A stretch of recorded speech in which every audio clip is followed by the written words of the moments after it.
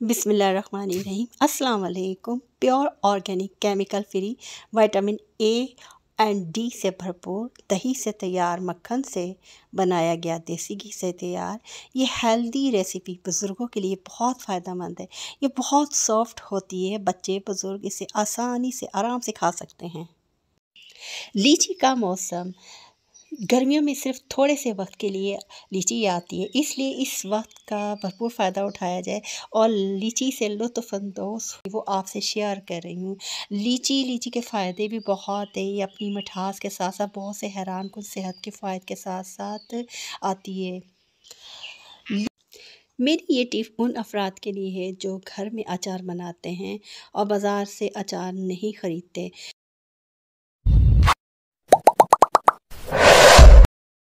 अस्सलाम वालेकुम my YouTube family, welcome to my YouTube channel Fahmi's cooking and kitchen hacks.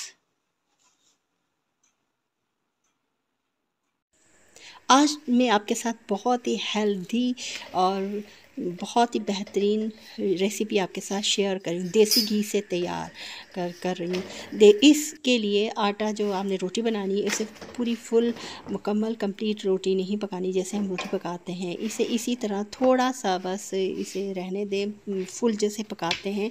अब इसको मैंने बारीक छोटे छोटे पीसेस में डिवाइड करना है। तो इसके लिए अगर मैं हाथ से इसे गरम करती तो मेरे हाथ जल जाते, गरम बहुत है।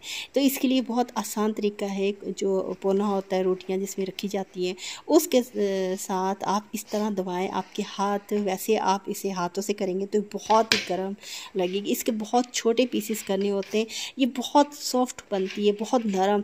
और इसे बुज़ुर्ग जिन्हें दांतों का कोई मसला है या बच्चे, ये बहुत ही हेल्दी प्योर ऑर्गेनिक तरीके से मैं ये देसी घी से तैयार करूँगी। देसी घी के फ़ायदे बहुत हैं। जो मैं घर में देसी घी मैंने इस्तेमाल किया है वो खालिस देसी घी घर का बना हुआ है। एक तो वो हाई टेम्परेचर पर बना हुआ नहीं होता, ये प्योर देसी घी है। इसे मैंने गाँव से मंगवाया था। ख़ास तौर पर जो दही से तैयार होता है वो होता है असल में देसी घी, इसे कहते हैं। जो मलाई से तैयार होता है वो प्योर देसी घी नहीं होता। इसमें मैं शुगर पाउडर ऐड करूँगी क्योंकि शुगर पाउडर बहुत जल्दी से इसमें हल हो जाएगा और मुंह में जब खाएंगे तो चीनी के मोटे मोटे जो ज़र्रे होते हैं वो नहीं आएंगे। ये बहुत जल्दी से इसमें हल हो जाएगा। इसे हल्की आंच पर कुक करना है, वेल कुक तभी होगा। अब देसी घी के फ़ायदे बेशुमार हैं। ये एक तो जिसमें कोलेस्ट्रॉल नहीं बढ़ने देता, और दूसरा ये जो बाज़ार के तेल होते हैं वो हाई टेम्परेचर पर उन्हें गर्म किया जाता है। इसे घर में जो क्योंकि देसी घी को तैयार किया जाता है, ये दही से तैयार करता मक्खन से ये देसी घी बना हुआ है। इससे मैं चूरी तैयार की, बहुत ही हेल्दी चूरी बनी है।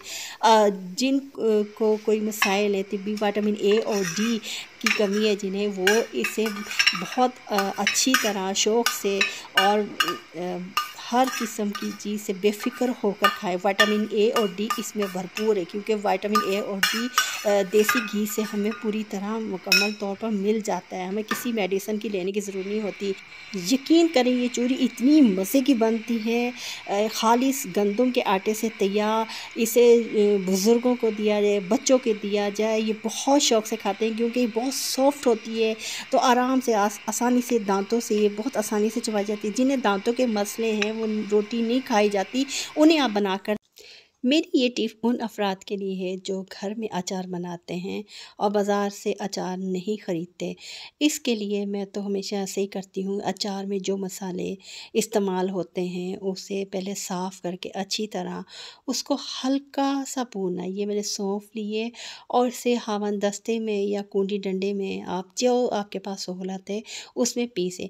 उसमें पीस कर उसको ठंडा करना है। ठंडा करके ये मैंने डब्बी ली है जो प्लास्टिक की, इसके ऊपर लिखा हुआ है बाकायदा मैंने कि सौंफ है। इस तरह में ददड़ कहते हैं ना, तो मोटा मोटा कूटना। इसे हावन दस्ते में कूटें या कुंडी में कूटें, जो आपके पास मैसर है। अब ये दूसरे नंबर पर जो मसाला इसमें अचार के मसाले होते हैं, सरसों, राई, सौंफ, ये चीज़ें होती हैं। तो इन चीज़ों को बारी बारी करके इस तरह हल्का सा भूनना बहुत ज़रूरी है। हल्का सा जब भूना जाएगा तो इसमें बहुत ही ज़बरदस्त खुशबू आती है और इसे मोटा मोटा कूटना है, इसका पाउडर नहीं बनाना।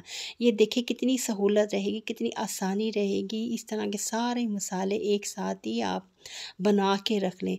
जब अचार बनाना होगा तो उसके लिए जब कैरियाँ लाई जाएंगी, जो चीज़ें भी होंगी, हमारे मसाले पहले से तैयार होंगे, तो हमें बहुत आसानी रहती है अचार बनाने के सिलसिले में। ये मैंने बहुत एक काम को आसान तरीन तरीके से बताया है कि आप पहले से ये अचार के मसाले तैयार करके रख लें। ये मसाले सिर्फ़ कच्चे आम का अचार बनाने के काम नहीं आते, बल्कि इसे आप तैयार रखें, और जब अचार बनाना हो किसी भी किस्म का, इस तरह करने से आपको बहुत आसानी रहती है। लीची का मौसम गर्मियों में सिर्फ थोड़े से वक्त के लिए लीची आती है, इसलिए इस वक्त का भरपूर फ़ायदा उठाया जाए और लीची से लुत्फ़अंदोज़ हुआ जाए।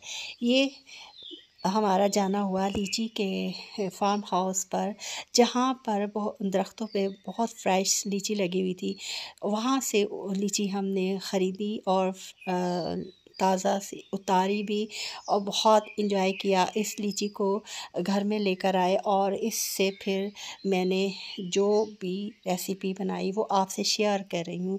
लीची के फ़ायदे भी बहुत हैं। ये अपनी मिठास के साथ साथ बहुत से हैरान कुन सेहत के फ़ायदे के साथ साथ आती है। लीची में विटामिन सी काफ़ी मिकदार में होता है, जो कि क़ुव्वत मुदाफ़त को ताकत बख्शता है और आपकी जिल्द की हिफाजत भी करता है। इसके साथ साथ लीची विटामिन डी का भी एक बहुत अच्छा ज़रिया है। लीची के बारे में सबसे बेहतरीन बात यह है कि ये पानी से भरपूर होती है, और ये बात इस फल को गर्मियों के लिहाज से बेहतरीन बनाती है। इसके अलावा लीची ना सिर्फ तपती गर्मियों में आपको हाइड्रेट रहने में मदद करती है, बल्कि ये आपके हाज़मे को भी बेहतर बनाती है, वज़न कम करने में मदद करती है और जिल्द के लिए बेहद मुफीद है।